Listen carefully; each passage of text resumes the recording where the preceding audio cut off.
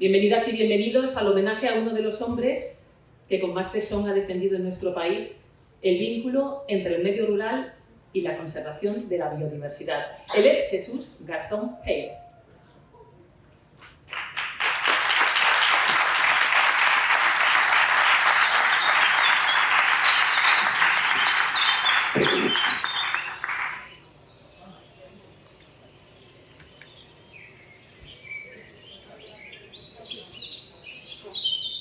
La transhumancia en España tiene aproximadamente 7.200 años de antigüedad.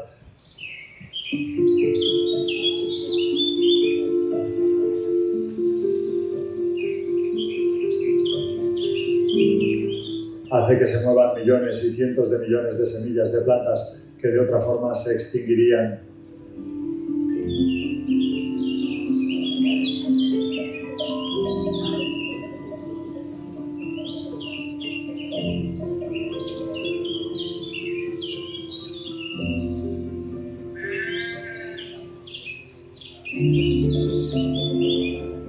La pérdida del pastoreo está suponiendo un problema gravísimo, tanto ambiental y social como cultural y económico para nuestro planeta.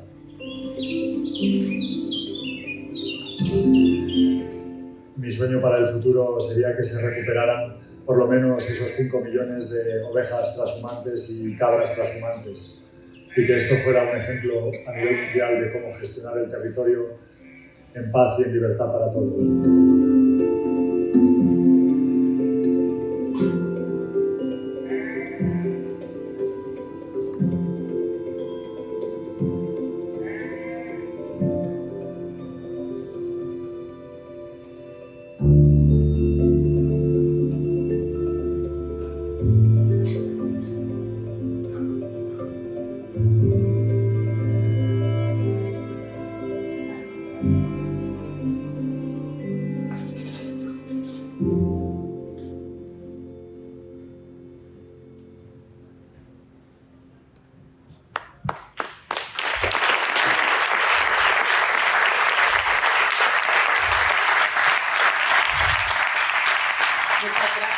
Muchas gracias, Carlos Sánchez, por hacer este vídeo tan emotivo, y ojalá que ese sueño de futuro en paz y libertad se cumpla por el bien de todas y de todos. Bien, pues Jesús Garzón Hale, Suso, como le llamaba casi todo el mundo.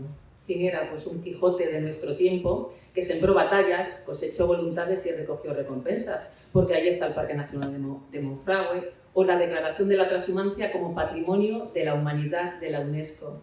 Un entusiasta de voz profunda y potente que un día tuvo un sueño y lo llevó como bandera durante varias décadas.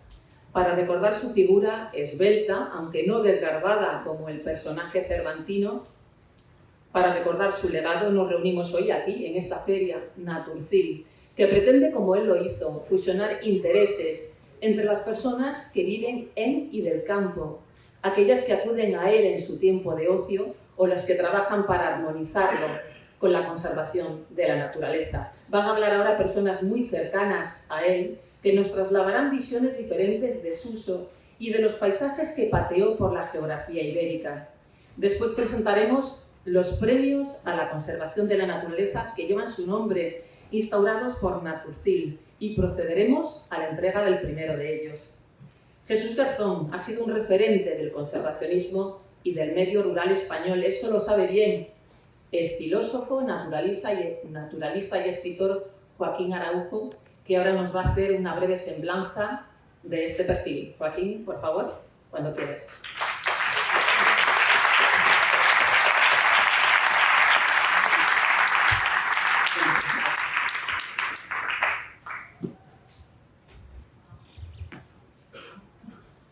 Cada vez me suben la categoría, lo de filósofo, bueno, en fin. No hay que exagerar, Josefina. No, pero bueno. Lo que sí creo que merece la pena es, ante todo, la gratitud. Mantengo que nos desmorona una civilización que se caracteriza precisamente por la mezquindad. La primera definición de mezquindad es precisamente la falta de agradecimiento, de reconocimiento de donde proceden, nuestras posibilidades elementales y, si quieren ustedes, pues hasta las más soberbias y sublimes abstracciones del ser humano también conviene, aunque no se sepa de dónde vienen, también conviene dar las gracias. Y tengo que dar las gracias a Carlos Sánchez, tengo que dar las gracias a Naturcil, porque la tacañería también define a esta civilización. Y como es el olvido lo que trabaja a favor de esa mezquindad, de esa arrogancia, de esa codicia de los listos, cada oportunidad de reparación de esas equivocaciones tan absolutamente patéticas y, por supuesto, injustas, pues es algo que conviene celebrar. Y celebramos la vida de alguien que apostó como la mayoría de los presentes, como lo que da sentido a este encuentro más o menos serial, como lo que ha dado sentido a una parte y ahora pincelada así filosófica, del pensamiento más propositivo de la historia de los pensamientos. Porque la vinculación con el entorno y sacar consecuencias de lo que eso nos demanda, pues es precisamente parte de la historia de la filosofía, seguramente la más última, la más moderna, la más actual, si quieren. Ninguno de los calificativos es especialmente afortunado, pero evidentemente es algo que hay que celebrar, y sobre todo cuando se ha materializado en trayectorias. Yo les diría que Suso Garzón es exactamente lo que más o menos debería ser algo así como el patrón base, la definición esencial de un naturalista. Porque contener una considerable porción de anclaje, cimentación en los elementos básicos de la teoría del conocimiento científico, no deja de ser una actividad con un cierto grado de racionalidad. Casi todos los naturalistas empiezan por saber identificar, por situar los elementos palpitantes y móviles del paisaje en las situaciones. Casi siempre se han hecho estudios de más o menos rango. Abro paréntesis, es inevitable hablar de los puntos de contacto entre un homenajeado y el que está hablando de esa persona. Yo, por ejemplo, tuve la inmensa fortuna de hacer un trabajo, mi segundo trabajo publicado en mi vida. Yo, cuando miro ahora lo que tengo publicado, me parece asombroso que en el año 72 publicáramos Suso y yo a la limón, pues ni más ni menos que la reproducción de las rapaces en la primavera de aquel año, que fue desastrosa para la reproducción de las águilas y milanos, cernícalos y halcones, ¿no? Bueno, y esto es por lo que realmente siempre hay que considerar que personas como Suso son sencillamente personas más complejas, científicas, rigurosas, con trabajos minuciosos que demandaban una tenacidad verdaderamente espectacular en muchos momentos, pero es que esto hay que considerarlo sencillamente como una puntita, ¿no? Una puntita de lo que hay detrás de una personalidad como la suya. Porque lo que define a Suso, lo que define a otros que hemos tenido la suerte de dedicar la vida a la vida, dedicar la vida a la defensa de la vida, dedicar la vida a darla a conocer y con los distintos panoramas, perspectivas potenciales de cada uno, pues pelear desde incluso el lugar más alejado de nuestra apetencia, que a veces ha sido el despacho, ha sido las asesorías, incluso en el caso de Garzón, pues probablemente es su mayor equivocación haber sido director general del medio ambiente, porque realmente pocas cosas hacen sufrir más que una responsabilidad administrativa. Yo asesoré a 4 ministros y creo que es lo peor que me ha pasado en mi vida, o sea que lo tengo bastante claro que esa es la dimensión. Pero a lo que importa tengo que llegar porque lo que hay es una autentificación de la inocencia. Sí, esto parece una rebuscada frase poética, no, pero es que nosotros amamos lo espontáneo, amamos los panoramas, amamos los animalitos que, como tantas veces decíamos, triscan por esos riscos o nos inundan los tímpanos de determinadas sonoridades, precisamente porque es la faceta más inocente de cuantas se puedan hacer en este mundo. Frente a un estilo de vida, una civilización, no solo codiciosa, sino con una capacidad de destrucción extraordinaria que, por supuesto, no ha parado, por mucho que se pueda hablar de un tiempo fundacional. Yo conocí a Suso en el año 69, imaginaros. En el año 69 solo había 3 organizaciones ecologistas. No éramos más de 1000 personas, pero con mucha generosidad en cuanto a la estimación, ¿no? Solo había 2 parques nacionales y prácticamente todo estaba sometido a unas directrices muy de régimen franquista, muy del mundo de los ingenieros de montes y muy del mundo de los cazadores.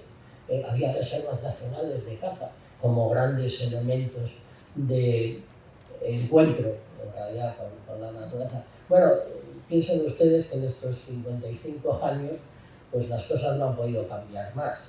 Incluso, como dicen que escribo, pues pensar que entonces no se publicaba prácticamente nada.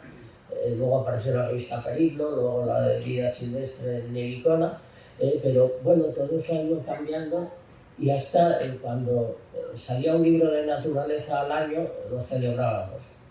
Bueno, ahora sale casi un libro de naturaleza al día en este país. Piensen en la diferencia.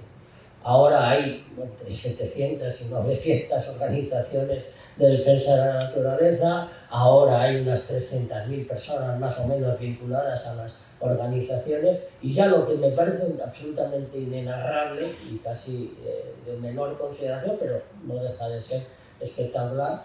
Yo me acuerdo muy bien que cuando fui el primer contratado de la historia por la Sociedad Española de Ornitología, pues manejaban entre 15.000 y 20.000 pesetas de presupuesto. Ahora ¿por dónde estamos? 10 millones de euros. Por 10 millones. Pues solo hay que decir eso. Bueno, detrás de este incremento, por supuesto, están los ejemplos, las trayectorias, la divulgación, la presencia en los medios, pero lo que verdaderamente autentifica ese encuentro con la inocencia, ese entusiasmo vitalista por atreverse a hacer cosas que merecen la pena, solo merece la pena lo imposible. Esto es muy del 68. Y yo, como en el 68 ya estaba en todos los tinglados, pues lo tengo que decir. Seamos razonables, pidamos lo imposible. Y ahí estaba Suso con sus extraordinarias iniciativas que a veces incluso a otros que éramos un poquito menos entusiastas nos parecían extraordinariamente inviables, pero también nos apuntamos a los imposibles. Bueno, gratitud es reconocer y creo que conozcáis un poco mejor perfiles de Suso y que le tengamos presente en este encuentro me parece no solo oportuno, sino absolutamente y claramente de justicia. Nos vamos a acabar. Esta es la cuestión. Esto no hay vuelta de hoja. Sabemos desaparecer muy mal los seres humanos, ¿no? Y todavía peor cuando se anticipa un poco la despedida, ¿no? En el fondo Suso no tenía edad para darnos un adiós, ¿no? Pero en este sentido creo que tenemos puntos de confluencia suficientes para ser optimistas en cuanto a que sí que hay legado, sí hay transmisión. Porque un naturalista sabe perfectamente que la primera función de la naturaleza, de sus elementos compositivos, de la vida en un sentido amplio, es que haya herencias hereditarias, es que haya continuidad de las continuidades, la sucesión de las sucesiones. Y esto es absolutamente crucial, porque no hay personajes seguramente ya tan intrépidos, ¿no? Os voy a decir que probablemente lo que más compartí con Suso es algo que suele resultar bastante, no sé, desechado por las mayorías, y es aquello de que al paisaje hay que merecérselo en soledad. Fijaros, el paisaje hay que merecérselo en soledad.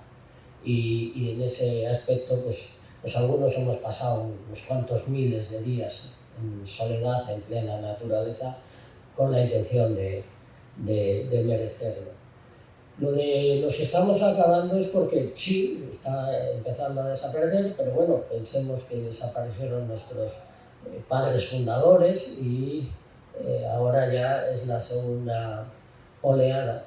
Pero siempre hay un antídoto, siempre hay ese antídoto de ser como la naturaleza, de vivir para que siga habiendo vida, de dejar la imagen metafórica es obvia, es que hemos plantado y algunas de los brenzales pues siguen ahí en pie y se mantienen los años. Yo, en cualquier caso, y quiero terminar con esto porque me parece, casi me había propuesto no hablar, sino citar un par de poemas que yo escribí para Suso y que os los voy a recordar, porque creo que es lo que en realidad puede resumir, ¿no?, todo lo que he querido contar, ¿no?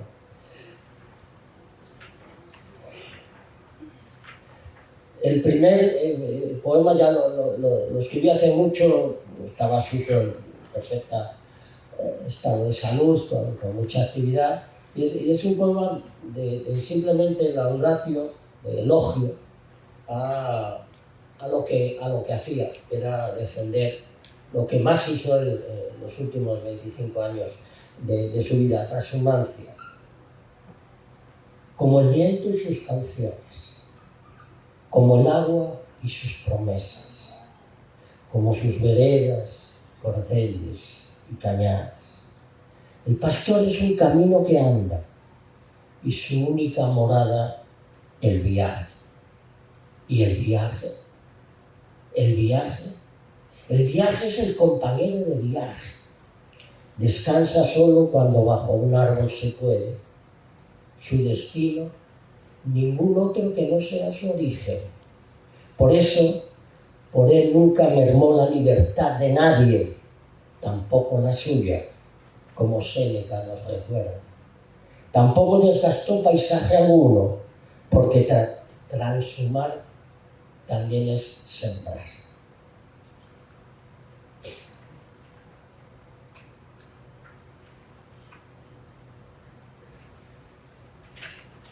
Es otro poema un poco más largo, que este sí está escrito a raíz de su muerte. Como la sangre. No era lo previsto. No. La civilización negacionista no quería verte entreverado con las tramas de la vida. No estaba en sus planes que salieras de los salones, del desdeño. No te sometiste a la codicia que multiplica la caterva de los lelos. No toleraste tanta hostilidad hacia lo honesto. Tampoco te cegaron las luces enjauladas, ni te ensordecieron los despeñados oídos de lo inerte. No te compró la astrosa mezquindad de los parásitos. No consiguieron los devastadores hacerte de los suyos.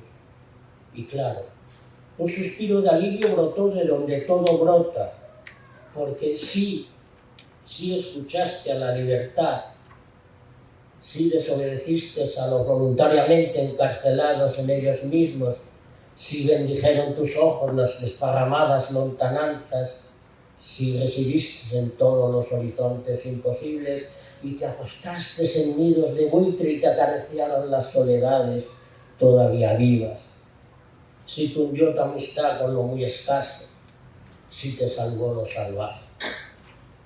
Es más, concertaste sonatas de bosque y bebiste alumbramientos, plantaste cara y alma doblemente desarmado al miedo que se esconde en todo poder. Conseguiste dedicarte entero a que no siguieran mermando los infinitos ni apagando las eternidades. Todo eso y mucho más para que no siguieran amontonando destrozos en la creciente muchedumbre de lo feo. Y así pusiste en fuga algunas aniquilaciones y en tiempos anémicos de futuro pusiste vivacidad sin descanso. Hasta que, dicen, se acabó la tuya. Pero no es cierto tu adiós. A ti no te tachará el olvido.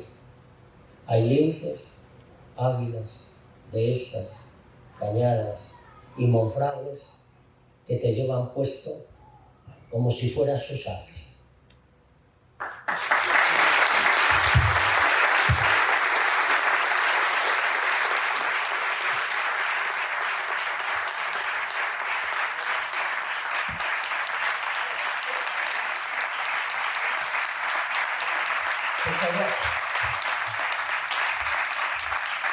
Tengo que acabar con mi única frase repetida constantemente, ¿no?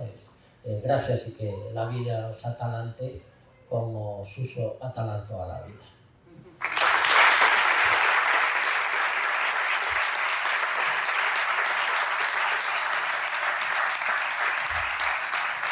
Muchas gracias, poeta Arauza, aparte de filósofo, por supuesto, por este retrato de Suso Garzón y por esta elegía a él, y por ensalzar esa misión, ¿no?, de dedicar la vida a la defensa de la vida.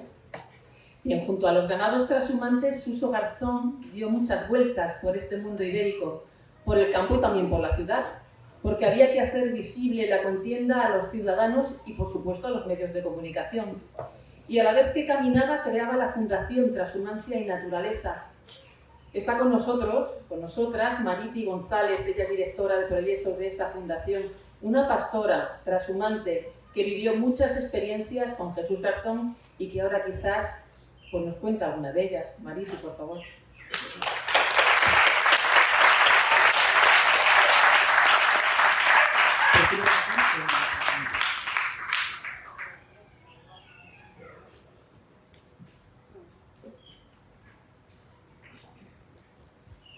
Buenas tardes, muchas gracias Carlos por esta invitación y también Beltrán por la parte que te toca. Es muy emocionante oír a Suso otra vez su voz, parece que sigue aquí entre todos nosotros, entre todos los caminos esos que anduvimos juntos, y me gustaría sentar aquí a mi lado a Raquel Casas, que hace 20 años comenzamos esa trayectoria con Suso las dos, justamente aquí en Segovia, y fue muy emocionante porque yo que no vengo del mundo ganadero, ni Raquel tampoco, Suso nos llamaban las secretarias de Suso porque nos acopló aquí para hacer un proyecto que duramos 3 años intentando hacerlo y creo que nadie puede igualar eso porque fue un encuentro mundial de nómadas aquí en Segovia con 300 y pico personas de todos los países del mundo y bueno, no podía ser de otra manera que estar ella aquí conmigo porque las dos nos cambió la vida desde ese momento. A mí sobre todo porque empezamos a sentir, como dice Araujo, en sangre lo que es la transhumancia Y después de acabar ese congreso de nómadas que dispersamos tanta gente, masáis, tuaregs, bueno, vinieron de todos los países del mundo aquí, justamente aquí a la granja, con sus culturas, con sus diferentes comidas, con todo diferentísimo. Y luego, pues, Raquel es de Madrid, pero yo soy de Uceda, que es un pueblo súper pequeño, y a mí esto me quedaba muy grande. Yo recuerdo venir con Isabel, la mujer de Suso, Isabel Bermejo, el día que había que recoger a las personas aquí en el aeropuerto, porque Isabel además es muy buena en inglés, porque yo tampoco de idiomas cero. Y vinieron mucha gente, voluntarios, que sabían todos los idiomas, porque aquello además de culturas nuevas era todo como estar en un paraíso. Y Suso era el motor que nos llevaba, pero además de que nos llevaba, yo no sé ni cómo lo hacía, porque es que era ahora hay que ir a buscar a no sé cuántos al aeropuerto. Allí estaba él. Había que ir a preparar una comida porque unos no comían carne. Pues ya buscaba él a ver dónde se podía matar un cordero para que le sangrasen los masáis y lo pudieran comer, porque si no llevaban varios días sin comer. Y la frase más original de Suso en ese sentido era: que esta gente vuelva a su país, por favor. ¿Te acuerdas de qué? Entonces, a raíz de ahí, nosotras dos fuimos con los voluntarios, el grupo de voluntarios que había, a una excursión a Gredos. Y Suso nos dijo: estáis locas. Me acuerdo que me dio un mapa y decía: ¿tú ves estas rayas marrones que se juntan tanto? De aquí no sale nadie vivo. Y cuando volvimos, dice: buah, vosotros estáis preparadas para ir a la transhumancia. Y nos soltó ahí con los transhumantes de Guadalajara. Supuestamente 2 días íbamos a ir. Yo llevaba maleta de ruedas. Os imaginéis el conocimiento práctico que tenía de la transhumancia. Y yo llevaba una bota de vino que me dio mi abuelo Bolinche, que me dijo: llevaros el vino y el chocolate, que es lo más importante del monte. Y decían los pastores: pero Garzón, ¿cómo traes a estas 2 urbanitas? Que no suban a la montaña. Y bueno, pues ahí ya subimos en los Montes Universales, luego él nos venía a buscar al otro lado de la cañada, porque por allí no se podía ir en coche, en un Golf que tenía rojo, que sonaba a lata por la carretera, pero cuando le llevaba al monte no sonaba nada, y no era ni 4x4 ni nada. Y nada, le dijimos: esto es vida, aquí nos queremos quedar, déjanos aquí, por favor, déjanos unos días más. Por las urbanitas llegamos a Andalucía y fuimos las 2 primeras mujeres que hicimos la transhumancia a pie con los ganaderos. La verdad que fue una experiencia inolvidable. Nos recibieron todos como parte de una familia más. Y bueno, Suso estaba todo el rato llamándonos por teléfono a ver si volvíamos o nos quedábamos allí o qué hacíamos, porque claro, la visión era los ganaderos diciendo que éramos unas hermanitas y nosotros allí seguíamos. Además tuvimos que hacer hasta de ganaderas sin serlo, porque uno de ellos se tuvo que ir a un funeral del suegro y nos ponían exámenes los ganaderos, nos iban poniendo puntuación, a ver si acertábamos a hacerlo bien o no. Y a raíz de ahí empezaron a venir las mujeres de los ganaderos, que ahora son ganaderas. Entonces, eso para Suso fue mucha satisfacción, porque un hombre como él, que se dedicó toda la vida a estar por el campo, veía que nosotros, lo decía siempre, que quería un legado muy grande porque hacíamos lo que él decía, pero sin miedo ninguno. Yo creo que a Suso el hecho de que nosotras, que habíamos trabajado con él con los nómadas, que conocíamos, bueno, porque él era una enciclopedia, ¿no? O sea, nos transmitía mucho, que hiciéramos la transhumancia, nos acercáramos tanto a los pastores que nos recogieron como su familia, y luego nos quedamos en sus casas, íbamos a visitarles.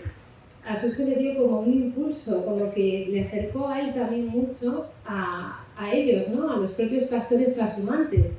que también veían a Suso un poco como con una serie de desconfianza, porque los pastores tienen ese punto, ¿no?, de desconfianza. Entonces fue como un impulso, una integración que hizo que ellos realmente colaborasen más con Suso, que confiaran en él, que cuando tenían un problema, una denuncia, no tenían agua, no se atrevían a lo mejor en determinadas fechas a bajar por una vereda, le llamaban a Suso y Suso lo solucionaba.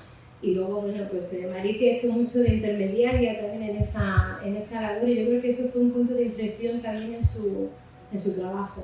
Sí, porque ahí creamos lo que es la oficina que tenemos en Cantabria, Carrefour de la Sal, de apoyo a los transhumantes, y de hecho también es muy gratificante porque hay muchos transhumantes que han bajado andando por nosotras, porque desde el minuto cero les ayudamos. Y hoy, por ejemplo, viniendo para acá, que yo vivo en Cantabria, antes de llegar, sabía que bajaba Paco Morgado con 1.400 ovejas que baja desde Palencia, y digo, ¿cómo no voy a ir a ver? Es que a mí me sale de la sangre, me sale en vena. Di más vueltas por Palencia que yo que sé qué, porque en vez de ir por la cañada ahora hay la suerte de que hay rastrojeras, entonces pude atajar, pero el instinto de Suso me enseñó muchísimo a andar por esos caminos, y de hecho yo he recorrido con él casi todas las cañadas de España y siempre una aventura nueva había. Y bueno, y contigo, y luego que también fuimos muchas veces a esquilar con los ganaderos. Como nosotras no sabíamos nada, pues hemos ido aprendiendo poco a poco de todo. Sí, una cosa que nos enseñó Suso es que con ilusión, con ganas, todo se puede.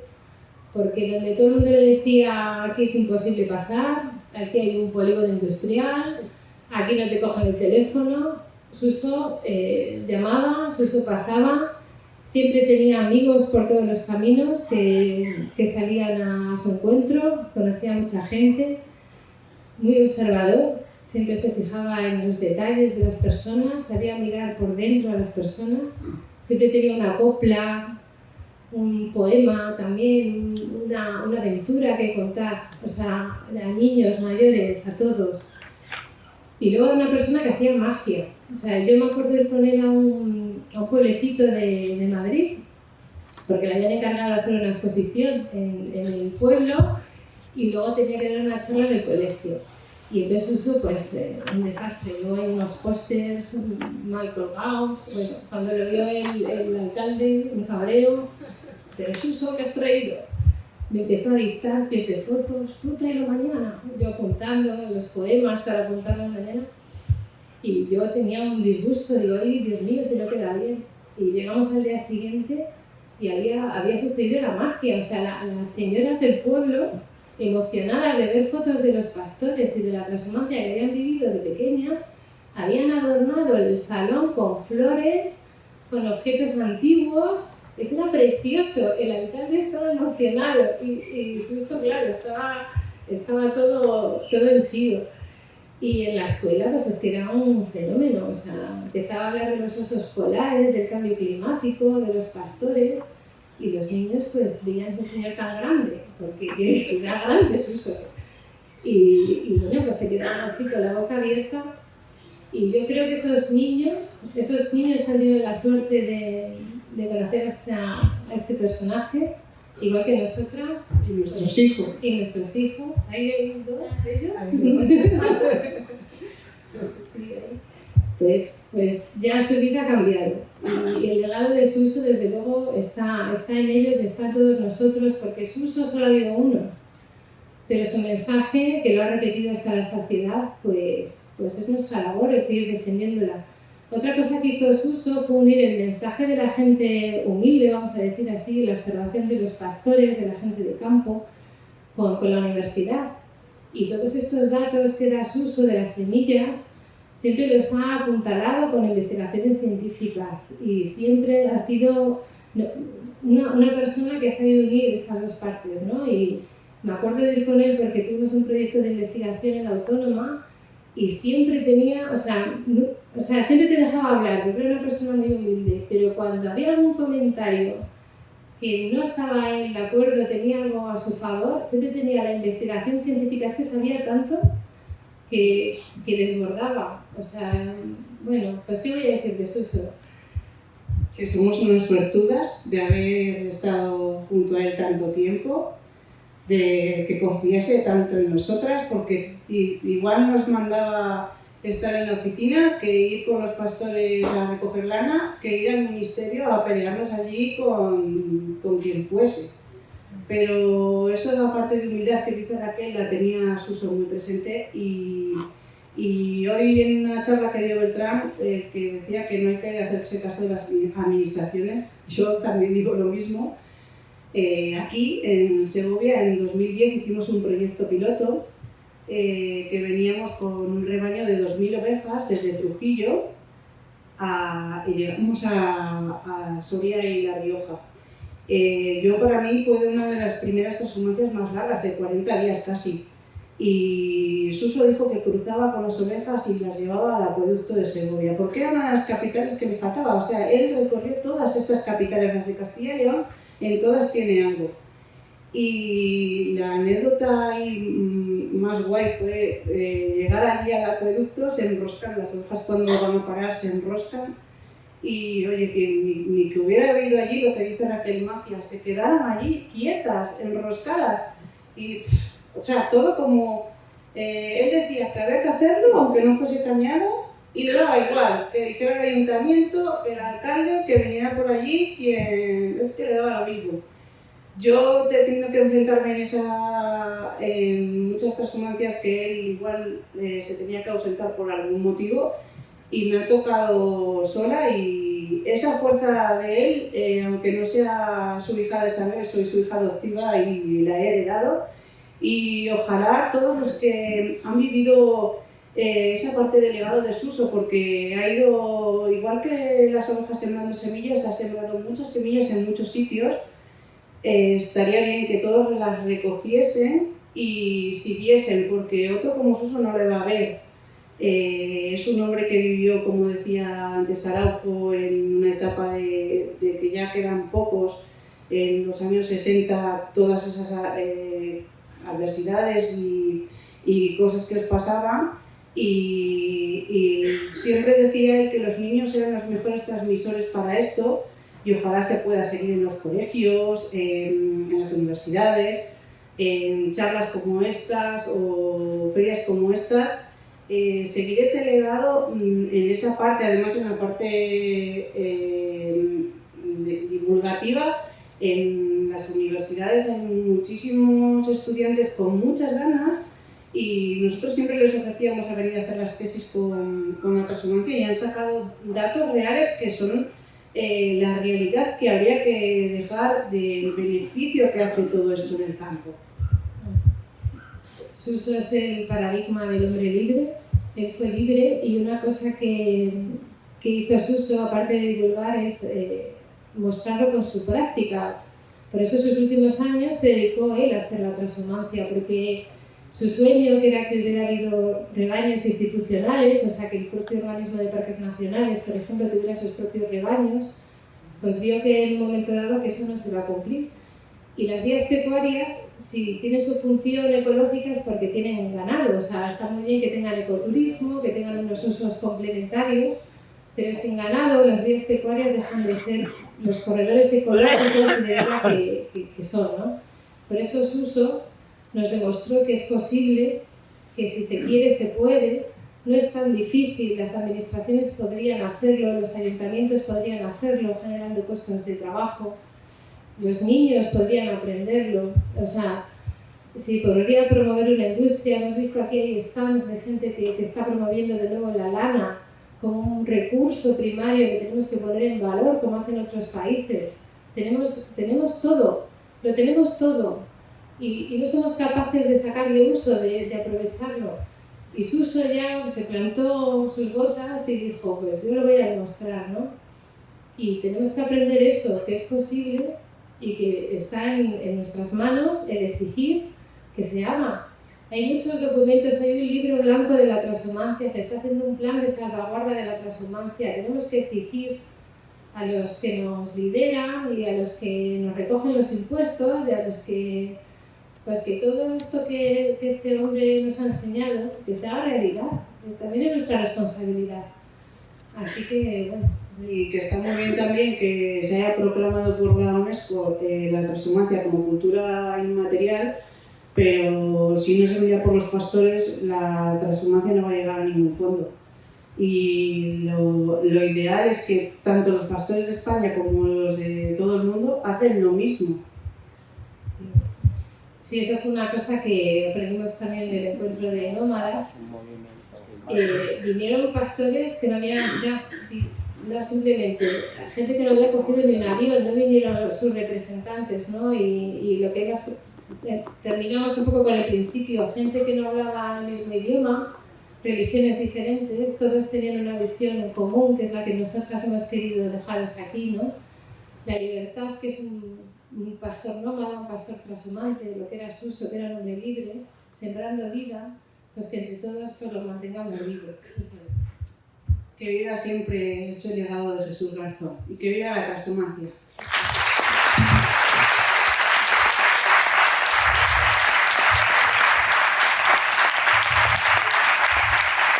Muchas gracias, Mauricio y Raquel, por traernos paciencia tan sentidas. Sois una suertuda, desde luego, por haber vivido de esa forma tan intensa y tan cercana todas esas batallas, ¿no? Ese hombre que habéis dicho que es mago, un hombre mago y un hombre libre. Tenéis también una misión importante a través de vuestra fundación para reclamar todo esto que habéis pedido. Gracias.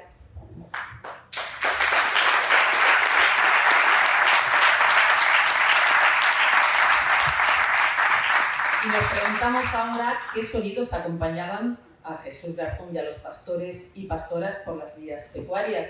Pues la respuesta la tiene uno de los grabadores de sonidos de la naturaleza, uno de los creadores sonoros más relevantes que tenemos en nuestro país, él es Carlos de Ita, y ahora nos va a mostrar el paisaje sonoro de Jesús Garzón. Gracias, Carlos. Más o menos. Listo.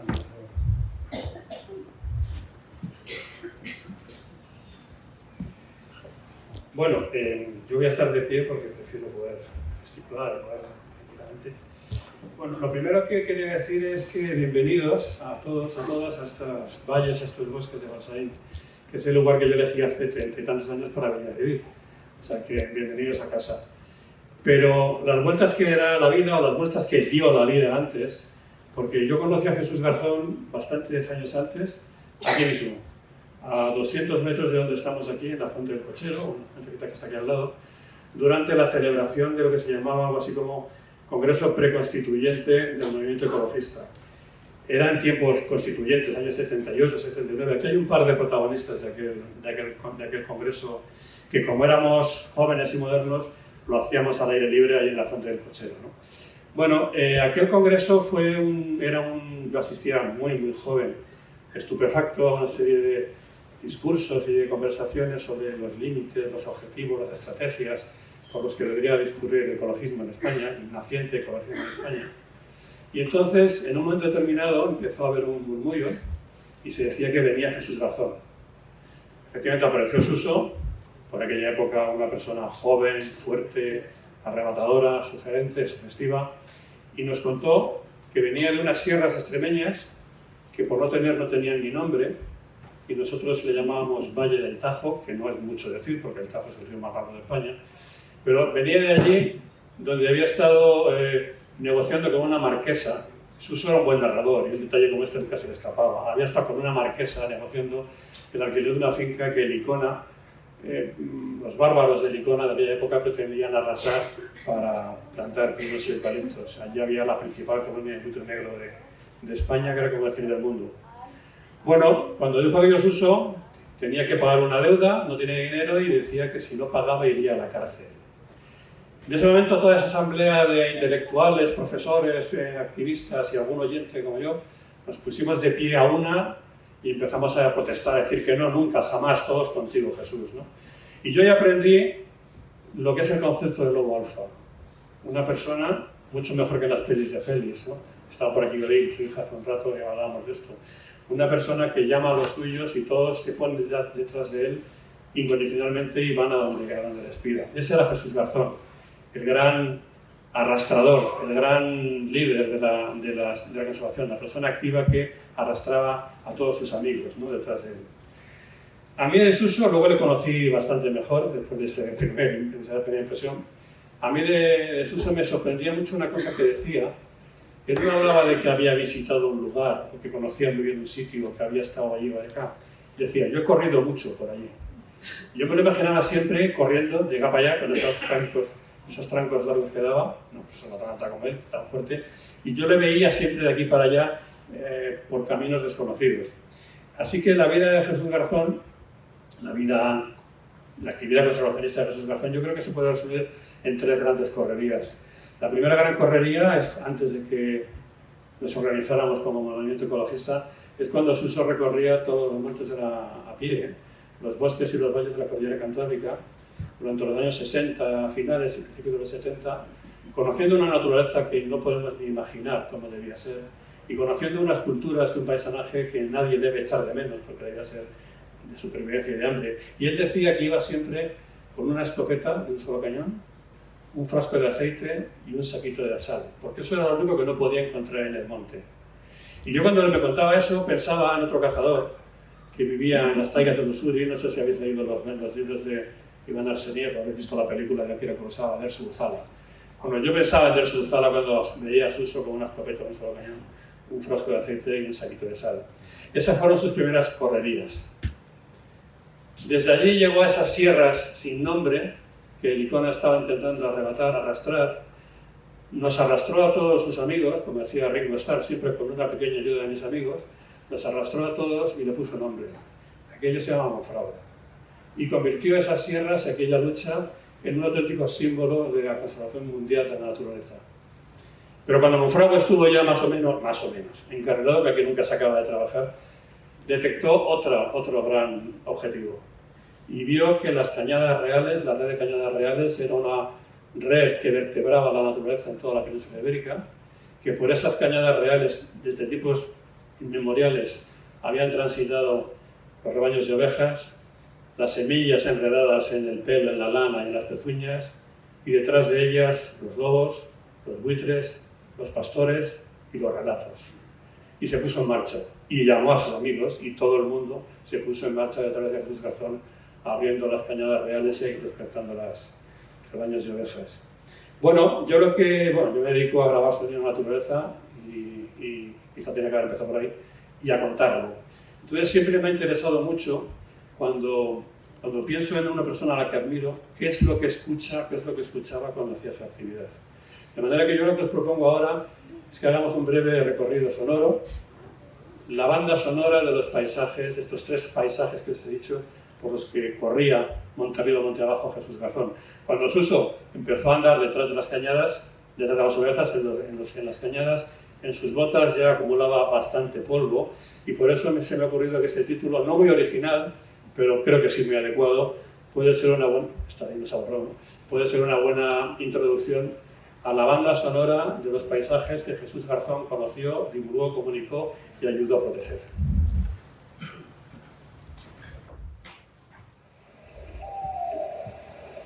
Empezamos en los años, yo mucho después, pero él hablaba siempre... Baja un poquito, por favor. Gracias. En la cordillera cantábrica, él hablaba de oseja, de sajambre, arrastrando las jotas como si fuera un arrendajo, ¿no? Entonces, estamos al amanecer en un cantadero de urogallos, estamos escuchando cárabos, un corzo, una abejada silbando y ronroneando, una especie de trilogía sonora al hielo en la primavera del mes de abril, y enseguida escucharemos lo que hagan los urogallos.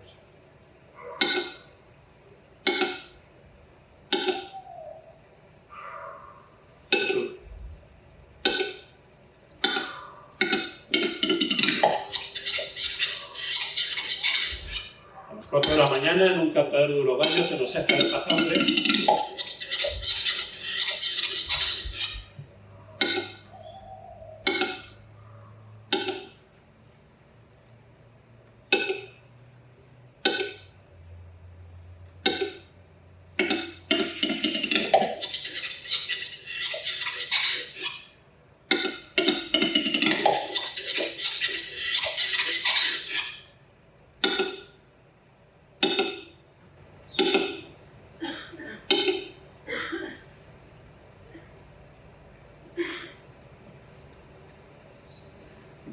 poco empieza a amanecer, vuela la gallina, se acaba la sesión del cantadero. Esto que habéis escuchado ya no existe. En esa fábrica hace muchos años que no quedan urogallos. En la cordillera cantábrica prácticamente no quedan urogallos viables. Y este fue una de las batallas a las que Suso Garzón llegó tarde y no se pudo contener el declive. Asistimos al coro del alba, de uno en uno y por su orden, los aves del bosque van incorporándose al sonido de la mañana. Cuco, los mirlos, los tales, las burbujas apretadas, los cantar. Con la madera empieza el día.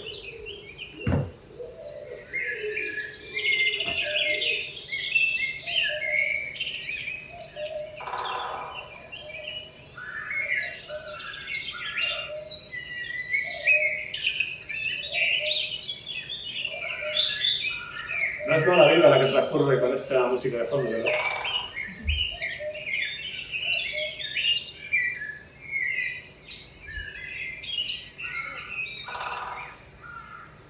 Bueno, hasta aquí yo me alimentaba de los relatos de Jesús Garzón.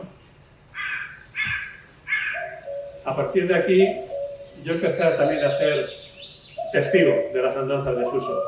Año 1977-78 más bien, habría que decir, en el castillo de Monfragüe, un jovencito acompañando a su nuevo ídolo, Jesús Garzón, escuchando los paisajes sonoros de eso que decía antes, aún no se llamaba Monfragüe, el mirador del castillo.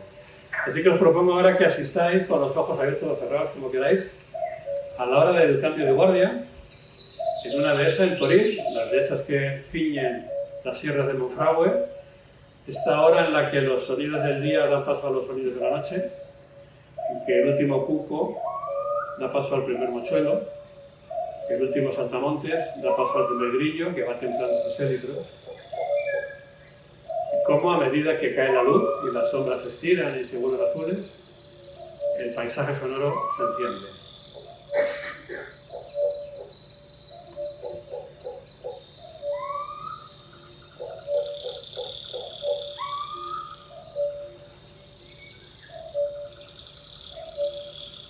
El cuco se niega a abandonar la guardia.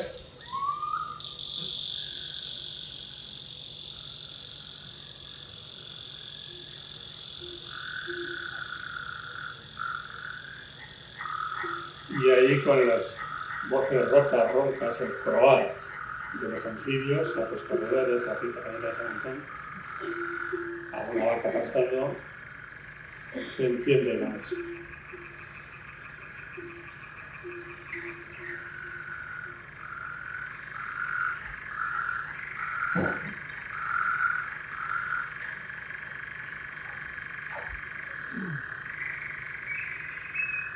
Chotacabra ronronea al fondo también. El carnaval, que es una de la noche, silba, sustituye las voces del día. Pero todo esto no son más que los preámbulos para la entrada en escena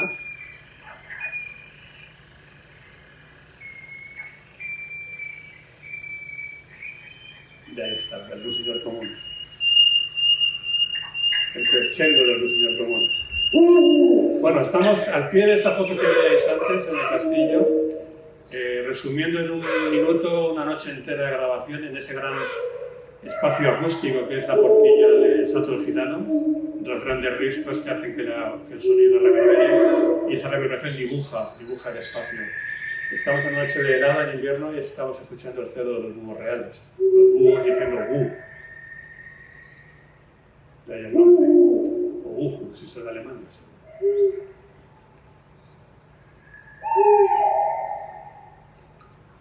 Y en los paisajes de Suso hay una característica, hay ruido.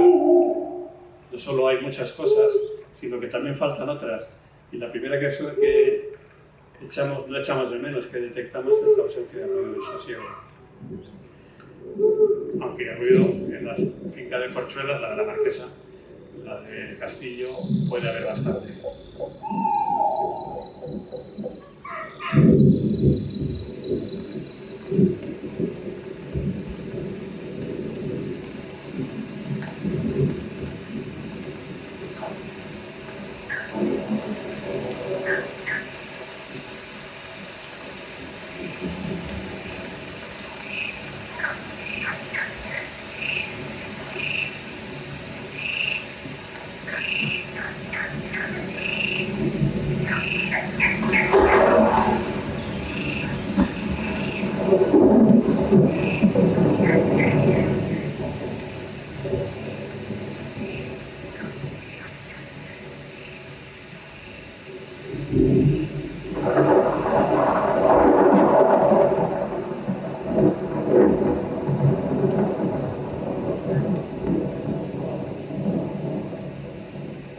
Y aquí en Monfragüe, todos los años por estas fechas, retumban también las voces de los ciervos en la tierra.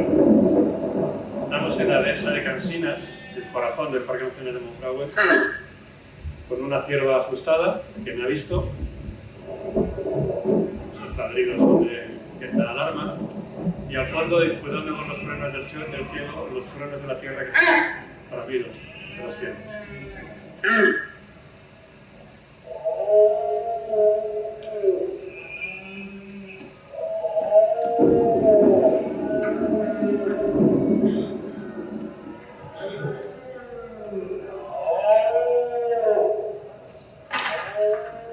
Los testarazos de quienes no pueden discutir a voces y se lían a cabezazos.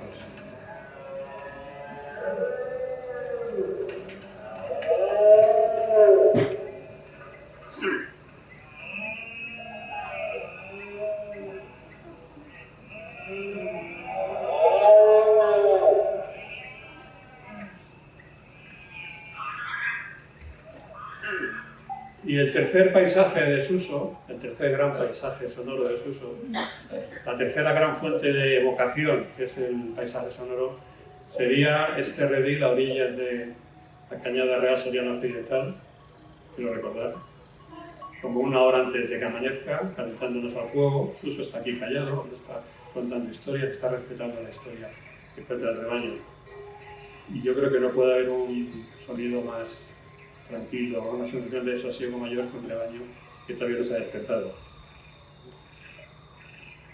Pues si os dais cuenta, muy lejos, estamos en otoño, noviembre quizás, octubre,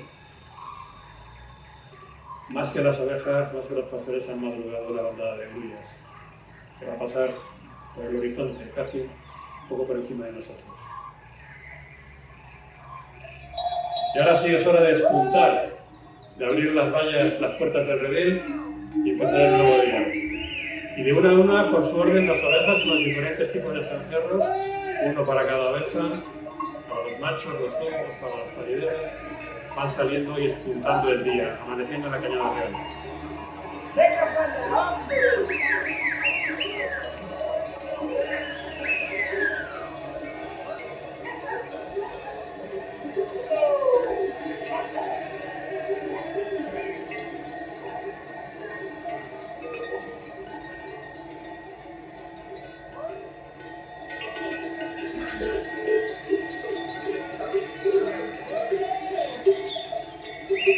Por eso hay diferentes toques de cencerro. Este conjunto de sonidos se llama en lenguaje marinero el alambre del rebaño. Suso hablaba del orgullo del pastor. El orgullo del pastor es que los cencerros de su rebaño sonaran bien, afinados y que todos juntos compusieran una especie de melodía redonda, agradable, sin aristas. El orgullo del pastor era muy importante cuando en la cañada transitaban muchos rebaños y había que reconocer a cada uno de ellos, cada pastor a los suyos, a sus ovejas, por el tono, por el timbre de su alambre, el alambre del rebaño. Así que esto era esencial, era una auténtica artesanía, y yo creo que Enrique, pastor de Robledillo, nos va a dar una auténtica lección de cencerrería. ¿Para qué vale cada cencerro? Una baraja de cencerra, 48. Mediados de Montermoso.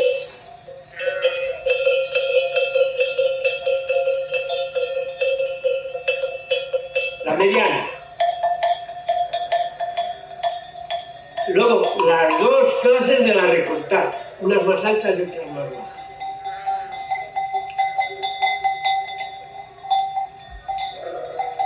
Luego tiene las piquetas de aranda, los piquetes del puño,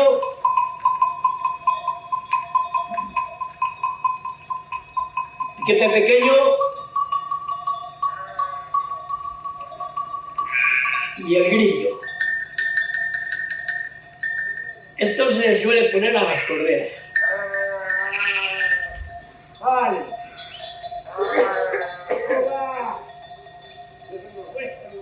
Bueno, Eugenio, pastor de Robladillo, no conocía a Jesús Garzón, pero estoy seguro que se habrían entendido muy bien a través de un lenguaje común, no solamente de los perros. Pero bueno, hemos empezado yo hablando de que para mí Jesús Garzón era como el gran lobo alfa, ¿no?, de la manada de los conservacionistas. Y creo que en la naturaleza no hay experiencia parecida, nada más emocionante, nada más conmovedor que escuchar el aullido de un lobo solo, en plena noche.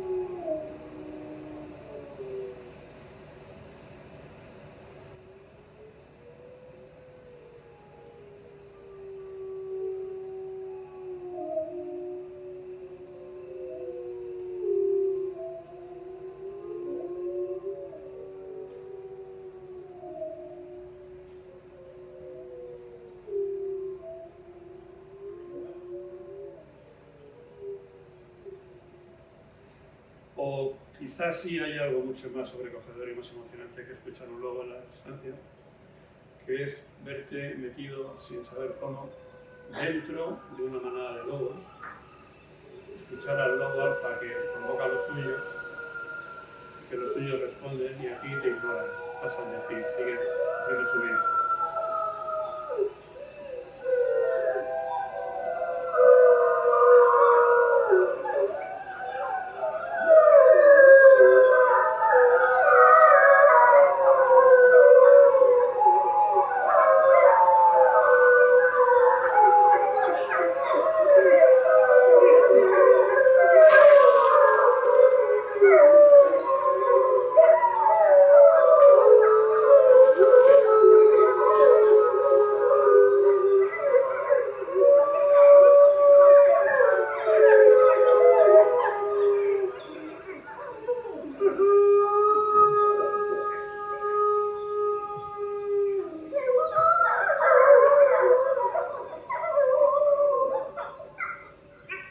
Bueno, me gustaría pensar que los lobos aúllan a la memoria de uno de los suyos.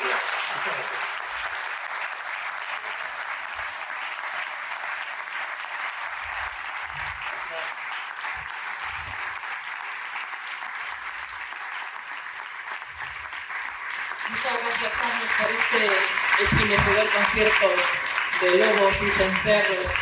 Bien, ahora iba a intervenir una persona para hablarnos de trasladarnos la visión más familiar de Suso Garzón, cómo era esa convivencia. Iba a estar aquí Paloma Garzón, su hermana, pero bueno, ha tenido un problema de salud y no ha podido estar. Le íbamos a hacer entrega, bueno, le iba a hacer entrega la Feria Naturcil de un premio honorífico, una estatuilla honorífica, pero la va a recoger otra persona en su lugar. Pero quiero que suba primero Carlos Sánchez, él es el director de la Feria Naturcil,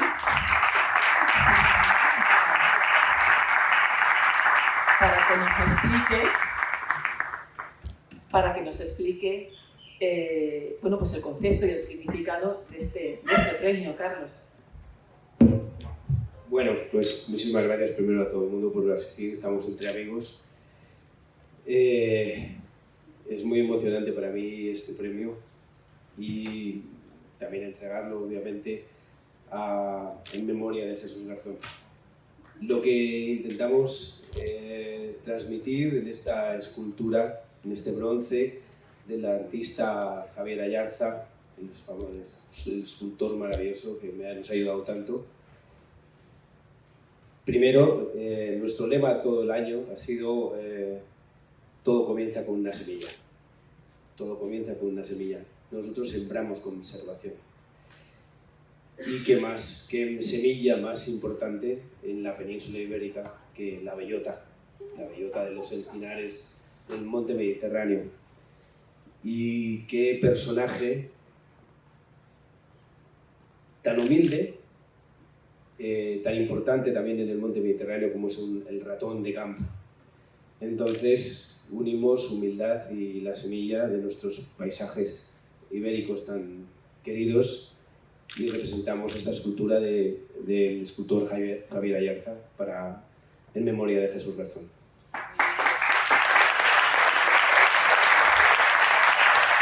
Va a recoger este premio Mariti González, que bueno, seguramente has tenido, Mariti, muchas experiencias también en el entorno más familiar de Jesús Garzón.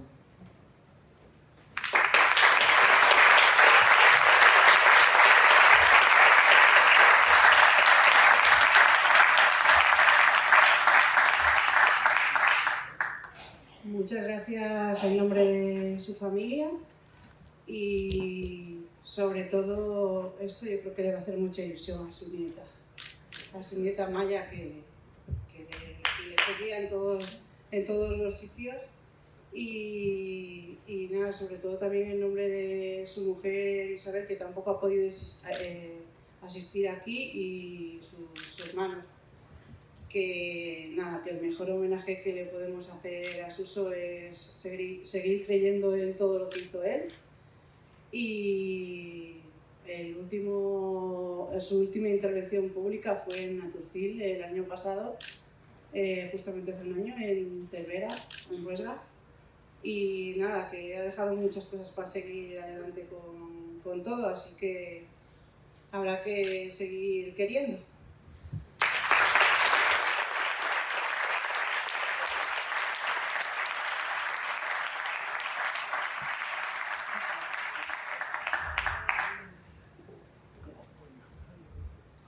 Bien, pues tras estos momentos entrañables que seguramente nos han servido a muchos y a muchas de las que estamos aquí para fortalecer convicciones y anhelos, viene sin duda por la parte más festiva, porque llega el momento de presentar y entregar otro premio. Carlos Sánchez es el director de Naturcil, ya lo hemos dicho antes, es la entidad Naturcil, la entidad que lo ha creado y que lo otorga. Y bueno, pues ahora te invitamos a que nos des las 125.000 razones para que, bueno, pues, que nazca un premio que apoya a pequeñas entidades pero con grandes retos. Evidentemente los 125.000 razones hace alusión a las 125.000 kilómetros que tenemos en este país de vías pecuarias. Muy bien. Sí. Quizás incluso nos quedemos cortos, ¿no?, con 125.000 razones para crear este premio que a raíz del fallecimiento de Suso en diciembre del año pasado, y después de ser la persona que tuvimos como embajador de honor en Naturcil 2023 y tener largas conversaciones con él, la ilusión que tuvo y que tenía, fue realmente el único acto que pudo realizar durante el 2023, pero quiso estar con nosotros en la montaña palentina. Pues todo el año hemos ido pensando en que realmente necesitamos hacer algo que pudiéramos pues transmitir su memoria, su legado, como habéis estado hablando aquí, que es inmenso, pero que quedara un poco para ayudar a otros proyectos, otras entidades, otros retos de conservación que son muy importantes. Y entonces hemos decidido crear realmente con la autorización de la familia y con la emoción y con las ganas de hacerlo, este premio a la conservación de la naturaleza Jesús Garzón. Y queríamos premiar pues estos proyectos pequeños, estas pequeñas entidades, pero estos pequeños proyectos que hacen grandes retos. Todos sabemos el grandísimo esfuerzo que ha hecho este país en conservación, que sigue haciendo, los grandísimos presupuestos que se han gastado en especies, afortunadamente, en especies protegidas, que se han salvado de la extinción, como la águila imperial, el quebrantahuesos, el lince. Pero hay muchas personas que trabajan día a día y que no consiguen que su trabajo trascienda, pero que asimismo es muy importante. Y trabajan en pequeños proyectos de salvamento de pequeños nidos de aguilucho o de parcelas para mejorar la cría de las mariposas o infinidad de temas, ¿no? Entonces, en con ese razonamiento y con esa idea hemos creado estos premios, que espero que sea este el primero de muchos y que muchos de estos proyectos pues vean la luz. Hemos creado un sistema de aportaciones voluntarias que ha sido realmente generoso, lo cual doy las gracias a todo el mundo que voluntariamente ha donado su parte económica, cada uno lo que ha podido. Y este primer año, pues no sé si ya lo presentamos yo o lo presentaba Ventral, ¿no? No, ahora lo va a presentar. En definitiva, iniciamos un camino con estos premios que seguiremos en años sucesivos y que iremos dando luz a estos pequeños proyectos con grandes retos y grandes objetivos. Gracias.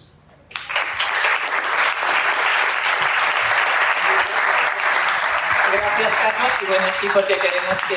A ver, este primer premio ya está fallado y ahora Beltrán de Ceballos, naturalista y presidente de la asociación Contrapunto Verde, nos va a decir a quién se le ha dado y por qué. Bueno, muchas gracias, Carlos, muchas gracias a Naturcil. Contaros rápidamente un poco la historia y el lío en el que me ha metido Carlos, por eso aparezco aquí.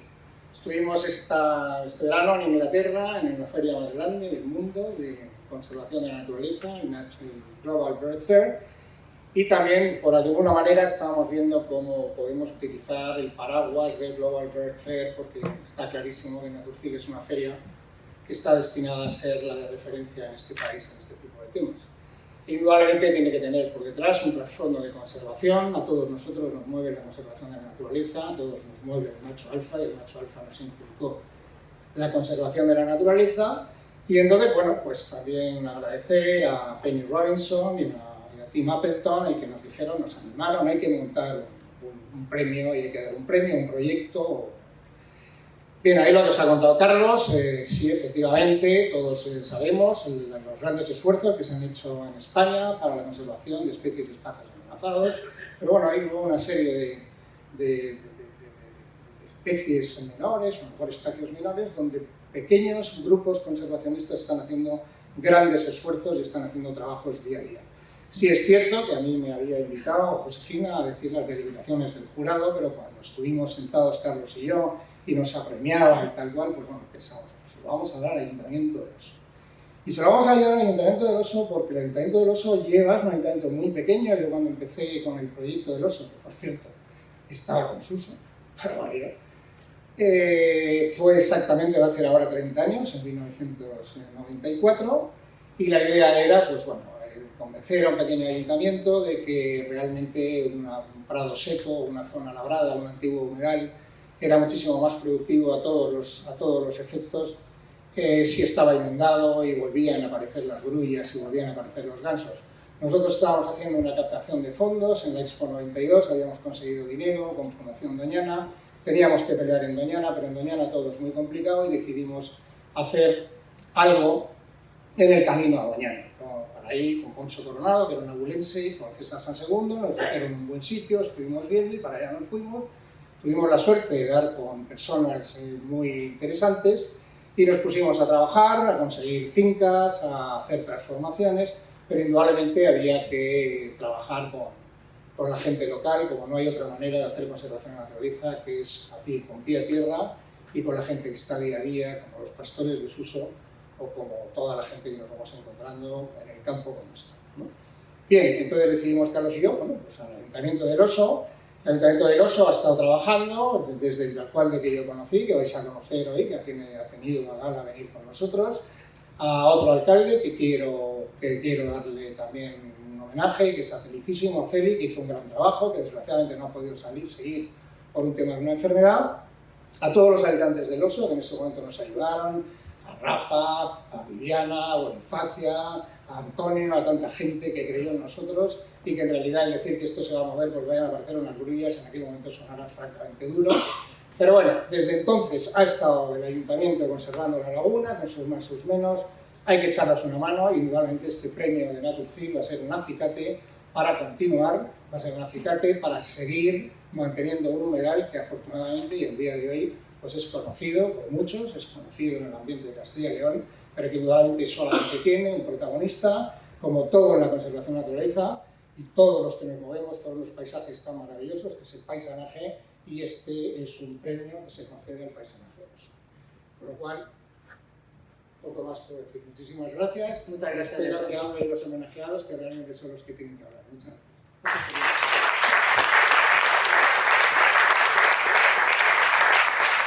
Carlos Sánchez hace entrega del primer premio Jesús Garzón a la conservación de la naturaleza al municipio del Oso, en Ávila, por el proyecto Mejorar el ciclo del agua de la Laguna del Oso para favorecer la reproducción de las aves acuáticas. Recoge el premio el teniente de alcalde del Oso, Aarón Blázquez Pindado, junto con el alcalde que propició su conservación, Ambrosio Berlana.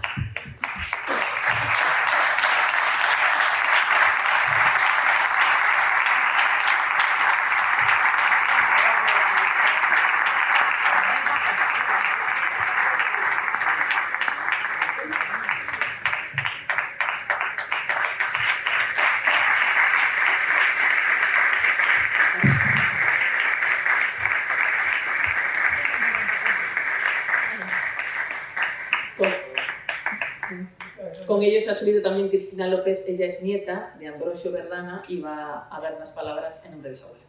Bueno, muchas gracias. Hoy me siento muy feliz y orgullosa de acompañar a recoger este premio.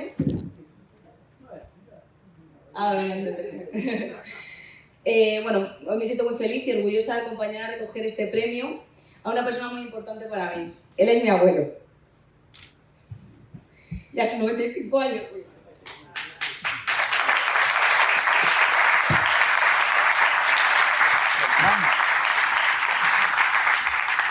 Todo lo que tendría para deciros sería mucho más interesante de lo que yo os podría contar. Pero este premio le produce especial emoción. Por eso voy a intentar contar un poco su historia, la que le ha traído hasta aquí. Hace 30 años un señor llamado Beltrán Ceballos llegó a un pueblo muy pequeño llamado El Oso, del que mi abuelo era alcalde. Con un proyecto ilusionante que necesitaba, pero era muy ambicioso y implicaba trabajar mucho, reunir, negociar con muchas familias para conseguir los terrenos necesarios para sacar a flote la laguna. Y cuando hablar de la naturaleza y de su importancia era un tema prácticamente inexistente, mi abuela apostó y supo ver la importancia y potencial de la laguna. Y junto a Beltrán, que aunque he coincidido poco con él, he escuchado tanto hablar de él en casa que podía considerarle en mi familia, juntos lucharon para que la laguna fuese un lugar habitable y sostenible para las miles de aves que nos visitan cada año. Y que con mucho orgullo, hoy, después de 30 años, y gracias también a posteriores ayuntamientos que siguieron apostando por el proyecto, se sigue visitando. Y mi abuelo desde su ventana ve cada día llegar a autobuses con niños y amantes de las aves, visitar la laguna y el centro, que sigue contando su historia y la importancia de cuidar la naturaleza, que nos regala tanto sin pedir nada a cambio, solo para que la cuidemos y la respetamos. En nombre de mi abuelo, muchas gracias al premio.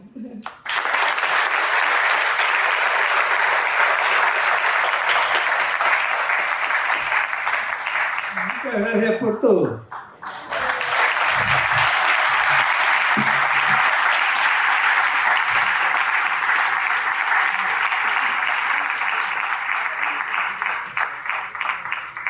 Muchas gracias, Cristina. Y bueno, pues una laguna para un pueblo es sin duda un buen cometido, y de esto nos va a hablar a continuación Aarón Blázquez Pindado, que ya hemos dicho es el teniente de alcalde del Oso.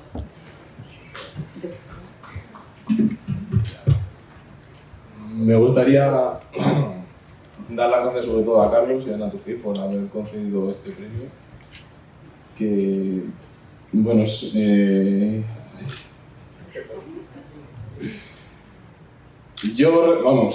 yo recientemente he entrado al ayuntamiento y mucha gente sabe que el tema de los pájaros me ha empezado a gustar desde hace poco, y yo toda esta historia la he ido descubriendo poco a poco. Y ciertos personajes han ido apareciendo en mi vida poco a poco, y sobre todo lo de la historia me gustaría empezar dando las gracias a todas las personas que trabajaron, sobre Beltrán, tanto César II, Ambrosio, que permitió que la laguna se recuperara sobre todo, y sobre todo, y un gran esfuerzo que hizo Félix junto con Juan Carlos Rico, que es una persona que ha trabajado con él siempre, con Félix, que hicieron dar un impulso a la laguna y darla a conocer fuera de lo que era Castilla y León sobre todo. Yo, como he dicho, hace poco que empecé con el tema de la observación de aves y demás, y a poco que me iba metiendo y poco a poco que iba hablando con la gente mayor del pueblo, me iba dando cuenta de la ilusión que le hacía a la gente del pueblo el tener la laguna en el pueblo. Sobre todo a personas como Ambrosio o Sofronio, que es otra persona que también tiene cierto papel importante en la laguna y la historia de la laguna. El cómo contaban y el orgullo con el que se ve cuando la gente viene y a la hora de expresárselo a la gente que viene de fuera. Vamos, lo transmiten con muchísimo cariño. Y bueno.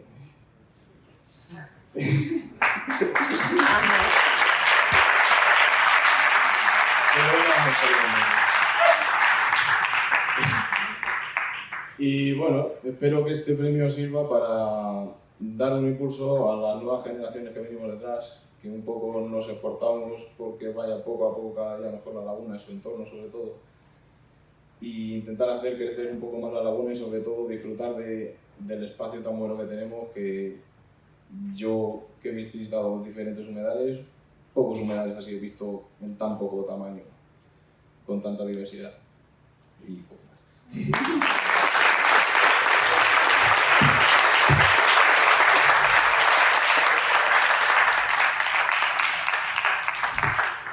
Muchas gracias, Aaron. Hemos llegado ya al final de este evento emotivo, reivindicativo, festivo. Seguro, yo creo que todos estaremos de acuerdo, ¿no?, que a Jesús Garzón le habría gustado tanto este evento como estos premios que llevan su nombre. Un hombre del que se ha dicho aquí que ha sido un sembrador, arrebatador, humilde, sugerente, mago, líder, arrastrador y lobo alfa. Sobre todo un hombre libre. Gracias a todos y a todas por estar aquí. Y bueno, pues os emplazamos, ¿no, Carlos? Os emplazamos al año que viene a la entrega del segundo premio Jesús Garzón a la conservación de la naturaleza. Gracias.